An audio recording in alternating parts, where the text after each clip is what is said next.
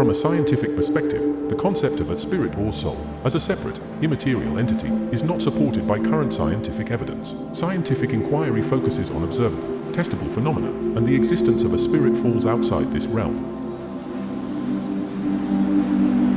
Traditionally, science has dismissed the soul as an object of human belief. While science has explained some of the functioning of the human brain, our understanding of the brain still remains mysterious and incomplete. Biocentrism and other scientific theories have started to challenge the old paradigms. While traditional science has not directly proven the existence of the soul, some theories and experiments suggest it might be linked to consciousness and quantum phenomena. Some theories, like biocentrism, propose that consciousness is fundamental to the universe and that the soul might be a part of that fundamental consciousness. This suggests that the soul is not just a separate entity, but a fundamental aspect of reality.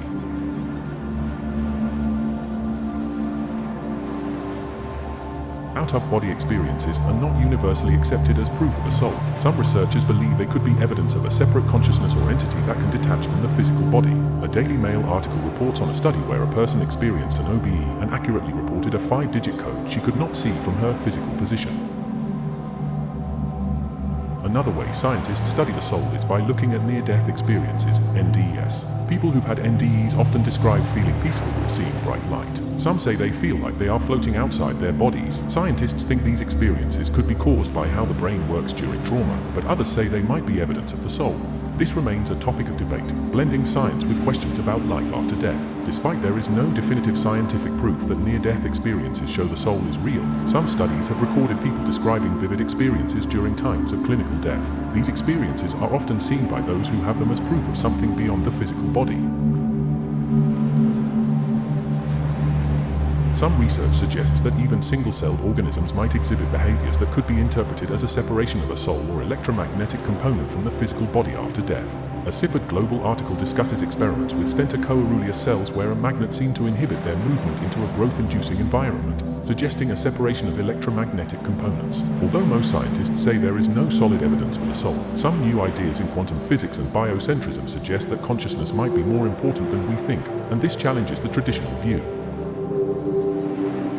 In his 1907 experiment, Dr. McDougall attempted to measure the weight of a dying patient to determine if there was a discernible change in weight at the moment of death. He hypothesized that the lost weight might be the departing soul. The scientific community widely rejects McDougall's findings and the idea of a soul weighing 21 grams. Factors like dehydration, gas expulsion, and the lack of a control group contribute to the experiment's lack of scientific validity.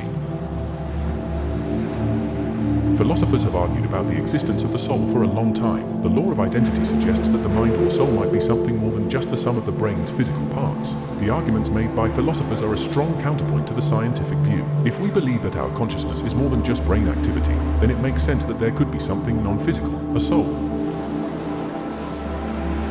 Scientists think quantum physics might explain the soul. Physicist Roger Penrose and Dr. Stuart Hameroff proposed that consciousness starts with tiny structures in brain cells called microtubules. They believe these structures use quantum mechanics, which is the science of the smallest parts of the universe. While this idea is debated, it shows how science can explore deep mysteries like the soul.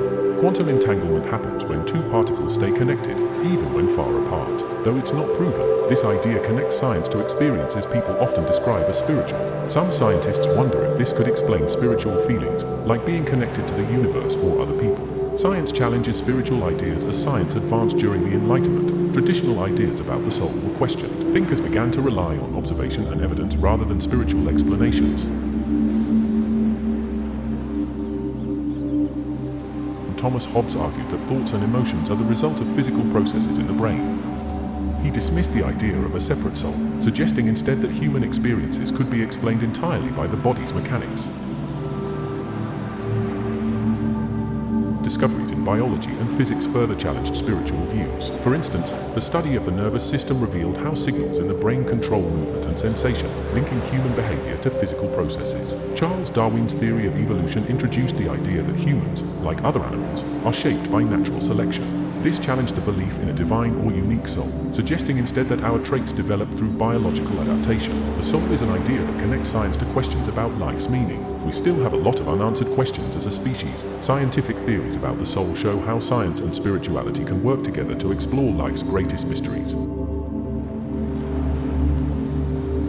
What did visionaries and big thinkers believe about the soul hundreds of years ago? Marsilio Ficino, a Renaissance philosopher and priest, saw the soul as the bridge between the physical and spiritual realms. He believed the soul connected the human body to divine realms, acting as a link between earthly life and higher spiritual truths. Ficino emphasized the importance of nurturing the soul, which he saw as ways to align with the divine. He also believed the soul was eternal and central to understanding one's purpose and destiny. French philosopher René Descartes tried to explain the soul. Descartes believed the soul was separate from the body but could still affect it. He thought the soul gave people their ability to think and feel. This idea, called dualism, sparked debates about whether the soul is physical or something else. Carl Jung argued that the soul was part of what he called the collective unconscious, a shared mental space filled with common symbols and ideas. Jung believed the soul helped people connect to universal human experiences. This view focuses on the soul as part of the mind rather than something supernatural. Many scientists now believe the soul is connected to consciousness. Consciousness is our awareness of thoughts, feelings, and experiences. Brain scans show that different parts of the brain control different emotions and actions. Some scientists think the soul is not a separate thing but a result of brain activity. This idea makes the soul something we can study using science. Emergent theory suggests the soul comes from how the brain works as a whole. The brain has billions of tiny parts called neurons that work together. When these parts connect and interact, they might create what we call the soul or self-awareness. This theory explains the soul as a natural part of how the brain functions.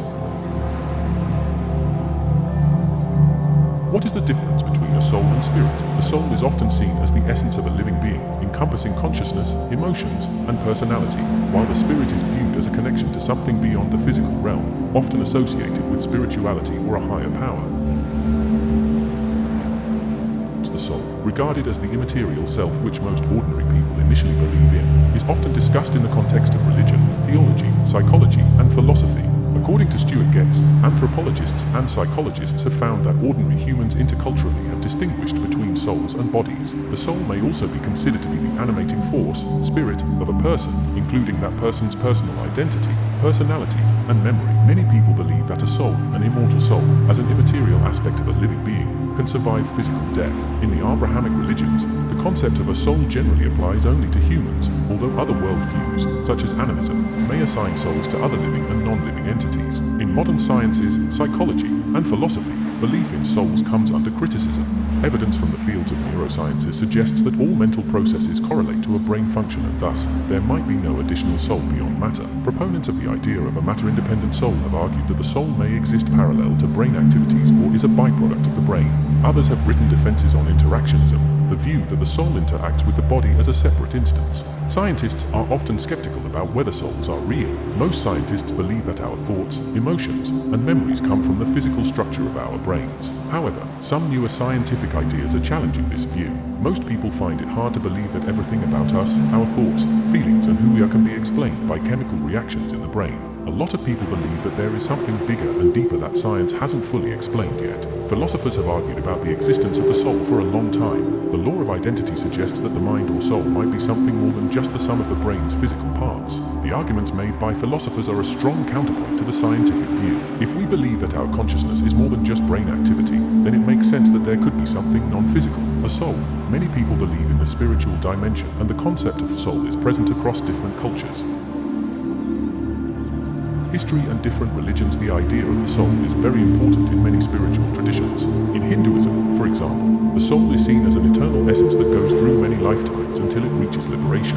In Christianity, the soul is believed to be immortal and continues its journey after physical death, either in heaven or hell. Many religions believe that the soul is eternal. Buddhism holds that we reincarnate until the soul has learned what it needs to learn. In Christianity, the soul is thought to live forever, while in Hinduism, it is believed to go through cycles of rebirth until it reaches liberation. A lot of people find that believing in the soul gives a sense of purpose and connection to the universe, to the self. Most scientists say there is no solid evidence for the soul. However, some new ideas in quantum physics and biocentrism suggest that consciousness might be more important than we think, and this challenges the traditional view. Many people who had near-death experiences describe vivid experiences that they interpret as proof that the soul is real. Neurosurgeon Evan Alexander wrote about his own near-death experience in his book Proof of Heaven, where he suggests that consciousness might continue after the body stops working. There is no definitive scientific proof that near-death experiences show the soul is real, but some studies have recorded people describing vivid experiences during times of clinical death. These experiences are often seen by those who have them as proof of something beyond the physical body. From a scientific perspective, spirituality can be viewed as a human experience encompassing a sense of connection to something larger than oneself, a search for meaning, and the potential for transcendence rather than necessarily a supernatural or religious concept. Spirituality is a broad concept with room for many perspectives. In general, it includes a sense of connection to something bigger than ourselves, and it typically involves a search for meaning in life. In essence, is having a sense that life is a universal human experience, something that involves us all, often involving a sense of transcendence or a deeper understanding of life beyond the material realm. While science may insist on proof and evidence, spirituality is about attaining knowledge and wisdom, contemplation, introspection, and realization. It is about realizing who we are and not the body, mind, and ego, but the soul. The soul is a spark of unique life. It is energy. It gives us life. 3. How does spirituality affect society? Spirituality significantly impacts humanity by offering a sense of purpose, meaning, and connection, fostering mental and physical well-being, and influencing ethical behavior and social interactions. While the scientific community doesn't typically study spirituality in the same way as other phenomena, some research suggests that individuals who are spiritual or religious tend to have better mental and physical health outcomes, including increased resilience, lower rates of depression, and improved quality of life. The connection between spirituality and science has been a topic of discussion for centuries. Science has long been seen as the domain of rationality and objectivity, while spirituality has been associated with faith, mysticism, and subjective experience. However, as our understanding of both fields has grown, it has become increasingly clear that there are significant connections between them. One of the primary ways in which spirituality and science intersect is through the exploration of the nature of reality. Both spirituality and science are concerned with understanding the fundamental nature of the universe and our place within it. While science approaches this question through empirical observation and experimentation, spirituality often takes a more introspective and subjective approach.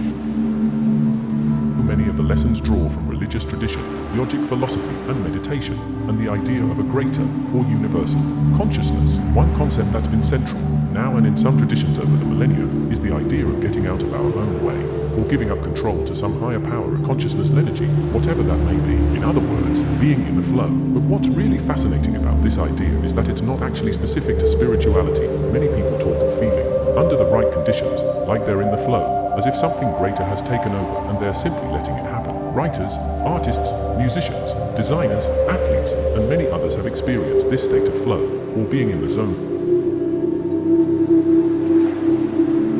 If the Big Bang theory of creation is true, which states that the entire universe emerged from a single point of supercondensed energy, then literally everything in existence has one single united source. Energy always happens first, and then the physical world happens second. Chances are, you've heard the phrase, everything is energy. But what does it mean exactly? The thing is, not only is there an energy world beyond the world of matter, but the world of matter itself is actually made of energy. And the same way you can intervene in this world with your physical presence, you can also do so with your energy. We and everything around us is made up of energy at its core. Everything and everyone, at the fundamental level, are all united through energy. The universe and all its components, including matter and consciousness, are fundamentally composed of and interconnected through energy, vibrating at different frequencies. Putting the speed of light into the equation opened up the relationship between matter and light energy, leading to the understanding that matter is a form of energy, light, and therefore everything is energy. You can convert matter back into pure energy, and you can make matter out of energy. According to modern physics, especially quantum mechanics and Einstein's theory of relativity, everything in the universe, including matter, is ultimately a form of energy, and energy and matter are interchangeable. Movement is energy, sound is energy, light and heat are energy. Perhaps we can feel that thought is energy. Even when sitting still, our bodies and everything inside them is in motion, from organs right down to the subatomic particles in our cells. Everything in our bodies vibrates, producing sound, and we constantly emit it even though most of it's too tiny to hear. Our bodies also receive and respond to sound and all other vibrations of energy. The same can be said of light, though we don't generally see the photons of light coming out of our tissues. They can be measured with instruments, and we don't generally think about the light all around us going into our bodies and having effects from our psychology down to the communication of our particles. Thus, energy is obviously a bigger factor in our lives than we usually think about. It flows through, is contained in, produced by, and responded to by everything. The natural consequence of this equivalence of matter and energy is that everything is not just energy but is because of energy. It means our entire lives, lives and world around us happens in energy before we see the material reality. It's a big call for energetic responsibility, because the type of energy implied in the equation is light. It also tells us that we are made of light. This has profound implications for our understanding of ourselves and our relationship to all that surrounds us. We are light before we are matter. This is where the ageless wisdom expands greatly beyond the limits of current modern science. It is time for modern science to wake up to everything being energy and everything being because of energy. The discovery of quantum physics in the last few decades has redefined the way we view the universe and has forever changed the face of science. Interestingly, many of the theories proposed in quantum physics resemble key concepts from ancient spiritual systems, providing us with parallels as to the way reality is represented and understood. The famous phrase stems from this quote, "Everything is energy, and that's all there is to it." Match the frequency of the reality you want and you cannot help but get that reality. It can be no other way. This is not philosophy, this is physics.